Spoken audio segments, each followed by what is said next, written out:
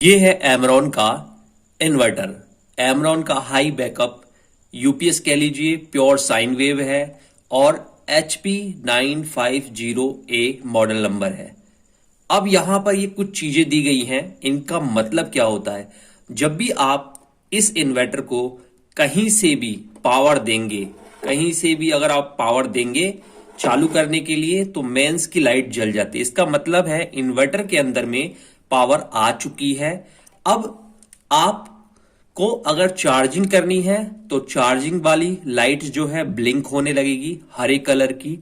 जब तक ये ब्लिंक करती रहेगी, इसका मतलब ये है कि आपका इन्वर्टर जिस बैटरी से जुड़ा हुआ है उस बैटरी को चार्ज कर रहा है। जब चार्ज फुल हो जाएगा, बैटरी ऑटोमेटिक चार्ज होना बंद हो जाएगी, तो यहां पर जो चार्जिंग के ऊपर हरा वाला जो आपको लाइट दिखाई दे रही है ये कंटिन्यू जलेगी, फिर ये ब्लिंक नहीं करेगी।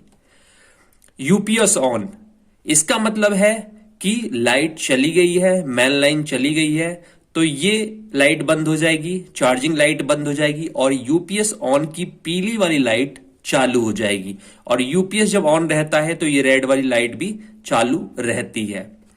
अगर आपकी बैटरी में पावर लो है या ज्यादा डिवाइसों को जोड़ रखा है बैटरी इन्वर्टर से और लोड ज्यादा हो गया, तो यहां पर रेड कलर की बत्ती जल जाएगी लो बैटरी के ऊपर। इसका मतलब है या तो आपके इन्वर्टर की जितनी क्षमता है उससे ज्यादा डिवाइस जुड़ी हुई है, उससे ज्यादा यूज हो रहा है, तो लो बैटरी हो जाएगी।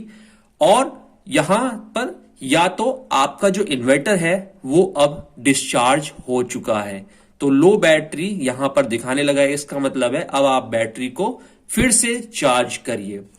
ओवरलोड का मतलब यह है कि आपने अगर इस इन्वर्टर की 5 पंखे चलाने की क्षमता है और आप इस पे 6 पंखे, 7 पंखे, 2-3 बल्ब और जला रहे हैं, तो ओवरलोड की स्थिति आ जाती है। यानी कि इस इन्वर्टर की कैपेसिटी नहीं है इसने डिवाइस को एक साथ ऑपरेट करने की, तो ओवरलोड का लाइट यहां पर जल जाती है। इसका मतलब है जल्दी से आप इन्वर्टर को बंद कर दीजिए और देखिए कितने एक्स्ट्रा पंखे और लाइटें ऑन हैं, तो कम से कम इस इन्वर्टर की क्षमता के हिसाब से आप लाइट का यूज कीजिए।